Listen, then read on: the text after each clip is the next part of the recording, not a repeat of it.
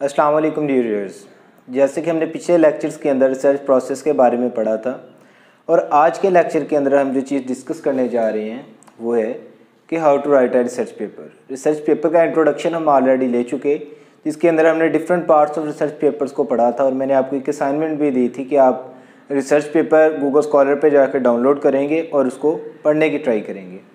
तो आपने देखा होगा कि एक रिसर्च पेपर के अंदर जो मेन चीज़ें हैं उसके अंदर हमारे पास एब्स्ट्रैक्ट इंट्रोडक्शन है, मटेरियल्स एंड मेथोडोलॉजी है, डिस्कशन है, उसके बाद जो है कंक्लूजन्स और रेफरेंसेस हैं।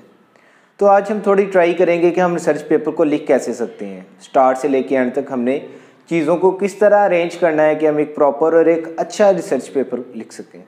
ठीक है, तो सबसे पहले हमारे पास जो मेन चीज़ है हमारे पास वो है अंडरस्टैंड द असाइनमेंट, कि हमारी जो भी असाइनमेंट है जिसके ऊपर हम रिसर्च पेपर लिखना चाह रहे हैं, हमारी जो फील्ड है, ठीक है, सपोज दैट मेरी असाइनमेंट थी कि मैं डायबिटीज़ को डील करूँगा, ठीक, तो मैं उसे अंडरस्टैंडिंग होनी चाहिए मेरी असाइनमेंट के साथ। जब तक मैं अपनी असाइनमेंट को अंडरस्टैंड नहीं करूँगा मैं गोल नहीं बना सकूँगा, मैं उसका पर्पज़ नहीं समझ सकूँगा।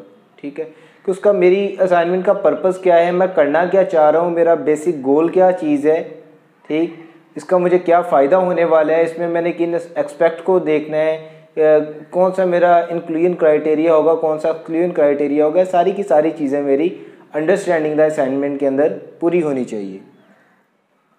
सेकंड थिंग है हमारी कि जब भी हम कोई भी एक रिसर्च रिपोर्ट या रिसर्च पेपर लिख रहे हैं तो हमें पता होना चाहिए कि हमारी ऑडियंस किस तरह की है। अगर तो आप एमफिल या पीएचडी का थीसिस लिख रहे हैं तो आपको पता होना चाहिए कि आपकी जो ऑडियंस होगी, आपका थीसिस पढ़ने वाले वो एक्सपर्ट लोग होंगे। ठीक है, वो इंटरनेशनल स्कॉलर्स हो सकते हैं पीएचडी के लिए, या आपके एचईसी स्कॉलर्स हो सकते हैं आपके एमफिल के लिए। लेकिन अगर आप यही अंडर ग्रेजुएट की बीएस लेवल की या कोई एमएससी लेवल की अपनी एक रिपोर्ट बना रहे हैं तो उसमें आपको इतना परेशान होने की ज़रूरत नहीं है, क्योंकि आपके जो ऑडियंस है आपकी रिपोर्ट को पढ़ने वाले लाजमी नहीं है वो एक्सपर्ट हो सकते हैं एक्सपर्ट, लेकिन लाजमी नहीं है एक्सपर्ट हो। तो आपके ऑडियंस किस लेवल के होंगे ये आपके माइंड में होना चाहिए। आपको पता होना चाहिए कि मेरा थीसिस इंटरनेशनली जो है वो रीड किया जाना है, तो मुझे उस लेवल की ग्रामर यूज़ करनी चाहिए, उस लेवल के मुझे आइडियाज़ यूज़ करने चाहिए, उस लेवल का मेरा राइटिंग स्टाइल होना चाहिए। ठीक है, उसके बाद चूज़ है research topic. Research topic choose करने पे हम ऑलरेडी थोड़ी सी डिस्कशन कर चुके हैं कि हमारी प्रॉब्लम के बाद हम उसको जो है एक टॉपिक की फॉर्म में लेके आएंगे। तो ये चीज़ थोड़ी बहुत हम डिस्कस कर चुके हैं। इस चीज़ पे मज़ीद एक लेक्चर हम करेंगे कि टॉपिक को आप किस तरह कंसाइज कर सकते हैं। ठीक है, उसके बाद कंडक्ट रिसर्च, इस पे भी हमारी बात हो चुकी कि हमने क्या करना है, अपनी रिसर्च कंडक्ट करनी है। रिसर्च कंडक्ट करने के बाद हमने जो है उसके रिजल्ट को जो है वो मैनेज करना है, उसके रिजल्ट को लिखना है, उस पर रिसर्च सप्लाई करनी है और ये सारी की सारी चीज़ें। उसके बाद हमारे पास डेवलपमेंट ऑफ थीसिस स्टेटमेंट होनी चाहिए। थीसिस स्टेटमेंट क्या चीज़ है? थीसिस स्टेटमेंट हमारे उन क्वेश्चंस का आंसर है जो हमने अपनी प्रॉब्लम की फॉर्मुलेशन के अंदर बनाए थे। ठीक है, जो कि हमने हाइपोथेसिस के लिए बनाए थे, उन क्वेश्चंस का जो आंसर है वो हमारी थीसिस स्टेटमेंट देती है। तो थीसिस स्टेटमेंट इस तरह कंसाइज और ब्रीफ होनी चाहिए और ऑथेंटिक होनी चाहिए कि यहाँ से हमें अपने सारे के सारे क्वेश्चंस का आंसर मिल जाए। ठीक, उसके बाद हमने अपने रिसर्च पेपर की एक आउटलाइन बनानी है कि हम रिसर्च पेपर के अंदर कौन कौन से जो है वो आइडियाज़ को ऐड करेंगे, या कौन कौन से जो है वो टॉपिक्स को हमने ऐड करना है, या कौन कौन से एस्पेक्ट्स को हमने ऐड करना है, और इसके अंदर जो डाटा है उसकी प्रेजेंटेशन कैसी होगी, और कौन कौन सी चीज़ें हमने किस तरह लिखनी है। सारी की सारी चीज़ें हमारे रिसर्च पेपर की आउटलाइन के अंदर होगी। एक आउटलाइन बनाएंगे हम कि ठीक है कि मैंने इंट्रोडक्शन के अंदर ये चीज़ें लिखनी है, मैंने इसकी बॉडी के अंदर ये चीज़ें लिखनी है, मटेरियल मेथोडोलॉजी में ये टेक्निक्स मैंने लिखनी है। तो ये सारी की सारी चीज़ों की एक आउटलाइन हमारे पास होनी चाहिए।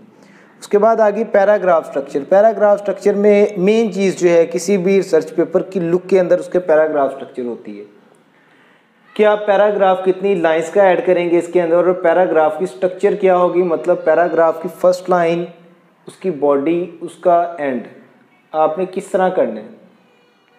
आमतौर पे जो पैराग्राफ की बॉडी होती है वो पैराग्राफ की मेन एक या दो लाइंस को एक्सप्लेन कर रही होती है। पैराग्राफ राइटिंग का कोई भी ट्यूटोरियल यूट्यूब पे देखें आपको समझ आ जाएगा। और पैराग्राफ का एंड वाली लाइन उस पैराग्राफ को कंक्लूड कर रही होती है। तो पैराग्राफ की खूबसूरती आपकी रिसर्च पेपर की जो है वो खूबसूरती के अंदर इजाफा करेगी। कि जितना अच्छा आप पैराग्राफ लिखेंगे उतना अच्छा आपका ओवरऑल पेपर होगा, ठीक है। उसके बाद आ जाएगा first draft of your research paper कि आपने अपने आइडियाज़ को रफ वे के अंदर लिख लेने हैं। जो भी आपकी चीज़ें आपने रफ वे के अंदर एक बार सारी की सारी चीज़ों को पेज के ऊपर लिख लेना है, ठीक है। फर्स्ट ड्राफ्ट बना लेना है आपने, कह लें कि एक प्राइमरी रिसर्च पेपर आपने लिख के रख लेना है। बाद में आपने उसको जो है वो कह लें कि ऑप्टिमाइजेशन करनी है, उसके अंदर चीज़ों को निकालना है, ऐड करना है, उसकी रिवीजन करनी है, सारी की सारी चीज़ें बाद की हैं। लेकिन पहले आप प्राइमरीली अपने रिसर्च पेपर को लिखेंगे। उसके बाद हमारे पास आ जाता है कि रिसर्च पेपर का सबसे पहले हमने इंट्रोडक्शन लिखा। मैंने कल भी बताया था कि एब्स्ट्रैक्ट के बाद वाला पार्ट इंट्रोडक्शन है, जिसमें आप अपनी सारी की सारी रिसर्च का इंट्रोड्यूस करवा रहे होते हैं कि इसके अंदर क्या क्या चीज़ें, क्या क्या एस्पेक्ट्स हैं, ठीक है। सारी की सारी चीज़ों को आपने बताना है कि ये चीज़ें हैं, इसके अंदर मैंने आगे एक्सप्लेन करनी है। उसके बाद की मेन बॉडी जो है, मेन बॉडी के अंदर अब हमारे पास मटेरियल, मेथोडोलॉजी, डिस्कशन आती है, ठीक है। और बाकी सारे के सारे पैरामीटर जो हम अपने रिसर्च पेपर के अंदर लिख रहे होते हैं वो सारी की सारी चीज़ें आनी है। मटेरियल्स मेथोडोलॉजी को हम पिछले लेक्चर में डिस्कस कर चुके हैं कि उसके अंदर हमने बताना है कि मैंने ये काम किया, इसमें मेरे इतने पेशेंट थे, ये चीज़ें थी और सारा कुछ ये टेक्निक्स यूज़ की, ये मेरा एक्सपेरिमेंट डिज़ाइन था, मैंने ये वाली स्टैट्स अप्लाई की। मटेरियल्स मेथोडोलॉजी के अंदर आपने सारा कुछ बताना है, मैंने कौन सा काम कैसे किया है, ठीक है। उसके बाद आपने सेकंड कंक्लूजन बनाना है कि मेरी सारी की सारी रिसर्च का ये कंक्लूजन, इसको कंक्लूड कर देना है। उसके बाद हमारे पास आ गया सेकंड ड्राफ्ट। सेकंड ड्राफ्ट के अंदर आपने जो फर्स्ट ड्राफ्ट आपने रफली लिखा था, रफ वे के अंदर लिखा था, सेकंड ड्राफ्ट को आपने प्रोफेशनल वे के अंदर लेके जाना है। उसके अंदर जो आपने रफ मैनर के अंदर चीज़ें ऐड की थी उनको आपने निकालना है, मज़ीद चीज़ें ऐड करनी है, अपने आइडियाज़ को इम्प्रूव करना है, अपने राइटिंग स्टाइल को इम्प्रूव करना है, उसको एक प्रोफेशनल लुक देनी है। उसके बाद हमारे पास उसकी रिवीजन आएगी कि आपने सारे का सारा रिसर्च पेपर लिख लिया, इंट्रोडक्शन लिख लिया, material, methodology, discussion, conclusion, everything आपकी हो गई है। अब आपने उसको रिवाइज करना है। ये रिवीजन आप खुद भी कर सकते हैं और किसी एक्सपर्ट से भी करवा सकते हैं, खासकर अपने प्रोफेसर से, ठीक है, या कोई भी आपका सीनियर जो इस चीज़ के अंदर एक्सपर्ट है, उसका नॉलेज लेवल आपसे ज़्यादा है और उसकी राइटिंग स्टाइल और इंग्लिश लिखने का मेथड और वो सारी की सारी चीज़ें आपसे इम्प्रूव्ड हैं, आपने उस एक्सपर्ट बंदे से इसकी जो है रिवीजन करवानी है। रिवीजन मीन प्रूफ रीडिंग आपने करनी है, इसकी खुद भी करनी है, किसी एक्सपर्ट से भी करवानी है, ठीक है, ताकि इसके अंदर कोई भी आइडियाज़ जो हैं उनका इंक्लूजन या एक्सक्लूजन आप कर सकें, ठीक है। उसके बाद आ जाता है कि अब आप इसका एब्स्ट्रैक्ट लिखेंगे। अब आप इसका एब्स्ट्रैक्ट लिखेंगे कि जो भी मैंने रिसर्च की है सारे को, दरिया को आपने कूजे के अंदर बंद करना है। मैंने पहले बताया था कि एब्स्ट्रैक्ट के अंदर क्या क्या चीज़ें होती है, 150 से 300 वर्ड्स तक होता है। इसमें आपने अपनी प्रॉब्लम बतानी, बैकग्राउंड बताना है, एम ऑफ स्टडी बतानी है, इसके अंदर आपने अपना मेथोडोलॉजी थोड़ा सा बताना है, इसमें आपने अपना कंक्लूजन बताना है। तो ये एक पैराग्राफ के अंदर आप ये सारी की सारी चीज़ें करते हो और ये सारे का सारा आप तभी लिख सकते हो जब आप पूरे का पूरा पेपर लिख चुके हो। उसके बाद फिर आपने अपनी चेकलिस्ट को चेक करना है कि चेकलिस्ट मतलब मैंने ये काम करने थे, क्या ये मैंने सारे के सारे पूरे किए हैं। अपनी आउटलाइन को चेकलिस्ट से कंपेयर करना है कि मैंने आउटलाइन ये बनाई थी, इसके अंदर मैंने ये सारे के सारे रूल्स फॉलो किए हैं, मैंने इस दायरे के अंदर रह के इसको लिखना था, ठीक है। तो ये सारी की सारी चीज़ें जो हैं वो मैंने पूरी की हैं। अब कुछ टिप्स हैं कि रिसर्च पेपर जब भी आप लिखते हैं तो कुछ लोग उसमें ओवर एक्सप्लेनेशन पे चले जाते हैं। कभी भी ये काम ना करें। रिसर्च पेपर लिखें, आइडिया को उतना ही रहने दें जितना वो है और वो एक्सप्लेन हो रहा है। टू मच ब्रीफ ना करें, टू मच उसको एक्सप्लेन ना करें, ठीक है। अब अगर तो आपका जो रिसर्च पेपर पढ़ने वाला कोई एक्सपर्ट किस्म का बंदा है तो वो कभी भी ये पसंद नहीं करेगा कि उसको ओवर एक्सप्लेनेशन दी हुई है, ठीक है। आपने जी लाहौर जाना है, जी मैं लाहौर गया, मैं बस में बैठा लाहौर चला गया, काफ़ी है।